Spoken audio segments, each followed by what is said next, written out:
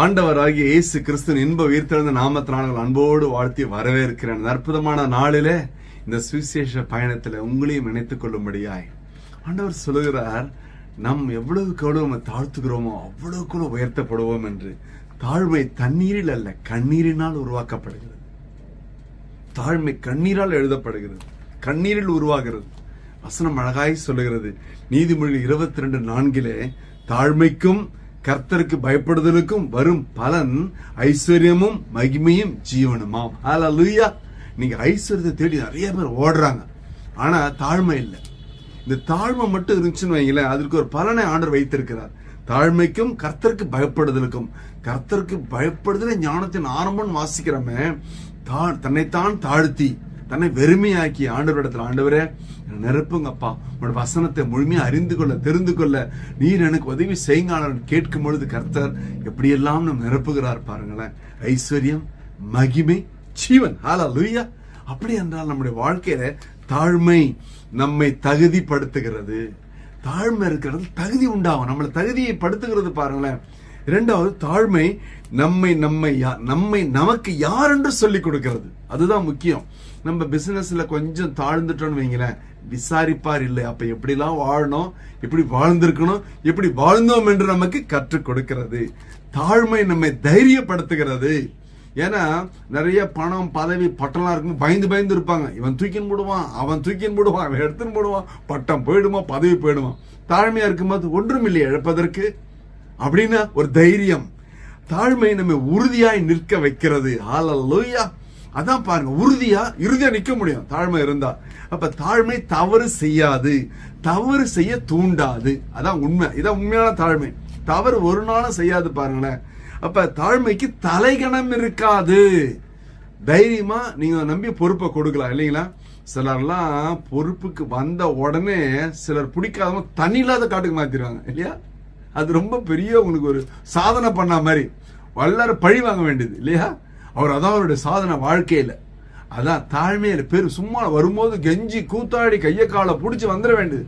வந்ததுக்கு அப்புறம் பாத்தீங்கன்னு வைங்க, முடிஞ்சு போச்சு. அப்ப தாழ்மைக்கு தலைகணம் இருக்காது. தாழ்மை பெருமையாய் பேசாது. தாழ்மை இருக்கிற இடத்துல ரொம்ப பெருமை இருக்காது. இந்த அல்டாப் உல்டாப்பெல்லாம் இருக்காது.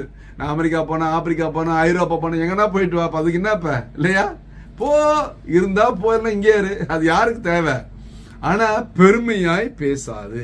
சிலர் பாத்தீங்கன்னு வைங்களேன், வாயை திறந்தா வெறும் சுய புராணம் சொந்த புராணம் தான் இருக்கும் இல்லையா. நான் இந்த பிளைட்ல போய் அந்த பிளைட்ல போய் காலைல மலேசியா டீ குடிச்சா, மதியானம் ரோம்ல டீ சாப்பிடு. இதான் தேவையா? எங்கன்னா டீ குடி, எங்கன்னா சாப்பிடு, ஆனா பெருமையா பேசாத. பாருங்க, தாழ்மை பெருமையை பற்றி பேசாது. அது ரொம்ப முக்கியம் இல்லையா. தாழ்மைக்கு தன்னலம் சுயநலம் இருக்காது. அதான் ரொம்ப முக்கியம். எப்பயுமே தாழ்மையா இருக்கிறவங்க அவங்களுக்கு என்ன உதவி செய்யலாமே, அவங்களுக்கு என்ன உதவி செய்யலாம்னு யோசிப்பாங்க. அதுல தன்னலமும் இருக்காது, சுயநலமும் இருக்காது. முக்கியமான ஒண்ணு, தாழ்மைக்கு தன்னடக்கம் இருக்கும். ஏன்னா தன்னடக்கம், தன்னடக்கத்தை பார்த்து 4 பேர் வளரணும் வாழ நினைச்சு தாழ்மையா இருப்பாங்க இல்லைங்களா. அதான் உண்மை. எவ்வளவு வசனம் தெரிஞ்சிருக்கும், அமைதியா இருப்பாங்க. மூத்த ஊழியக்காரெல்லாம் பாத்தீங்கன்னு வைங்களேன், பேசாம இருப்பாங்க. அவ்வளவு தன்னடக்கம் இல்லைங்களா. இப்பதான் ரட்சிக்கப்பட்டு 2 வருஷம் 3 வருஷம் 4 வருஷம் 5 வருஷம் இருக்கு, அவ்வளவுதான். ஆடாத ஆட்டம், பாடாத ஒரே புகைதான், டான்ஸ் தான் இல்லைங்களா. எல்லாம் பேண்ட்ல கிழிஞ்சு தொங்குது இல்ல, முடிய கலர் கலராக்கு. பாருங்க எப்படி அது தன்னடக்கம். அப்ப தாழ்மை நடிப்பு இருக்காது. முக்கியம், நடிக்கவே தெரியாதுங்க, அதான் உண்மை. அவங்களுக்கு தாழ்மை நடிப்பு இருக்காது. மற்றவங்க முன்னால் நடிச்சுதான் இருக்க மாட்டாங்க. தாழ்மைக்கு விளம்பரம் இருக்காது. தாழ்மைக்கு நிதானம் தாங்க பிரதானம். அப்ப தாழ்மை தகராறு செய்யாது, தகராறு செய்ய விரும்பாது. தாழ்மை விட்டு கொடுக்கும். தாழ்மை தட்டி பறிக்காது, தட்டி கழிக்காது. ஹல்லேலூயா. இப்பேற்பட்ட வார்த்தை தாங்க தாழ்மை. நான் சொன்ன இத்தனை பாயிண்ட்ல நம்ம எதுலெல்லாம் பிக்ஸ் ஆகிறோம்னு யோசித்து பாருங்களேன். நான் தாழ்மையா இருந்தால் நிச்சயமாய் ஐஸ்வர்யமும் மகிமையும் ஜீவனும் எனக்கு உண்டு. ஆமென். ஹல்லேலூயா. ஒரு விஷயம் கண்களை மூடுவோம். ஹல்லேலூயா, ஹல்லேலூயா, ஹல்லேலூயா. அப்பா ஸ்தோத்திரம் ஆண்டவரே. அற்புதமான ஆசீர்வதிக்கப்பட்ட திருநாளில பார்த்துக்கொள்கிற வாழ்க்கையில கர்த்தாவே, தேவன் வைத்திருக்கிற ஐஸ்வர்ய ஆசீர்வாதங்கள் நிரம்பி வழிகிறதாய் காணப்படட்டும் ஆண்டவரே. தேவைகளை பூரணமாய் சந்திங்க, சாட்சியாய் நிறுத்துங்க. இயேசு கிறிஸ்துவின் உயிர்த்தெழுந்த பலமான நாமத்தினால தேவனதை செய்யும்படியாய் திரு கரங்களிலே தாழ்மையாய் தாழ்த்தி ஒப்பு கொடுத்து ஜெபித்து ஜெயம் எடுக்கிறோம். ஜீவனுள்ள நல்ல பிதாவே, ஆமென். கர்த்தர் உங்களை ஆசீர்வதிப்பாராக. Praise the Lord.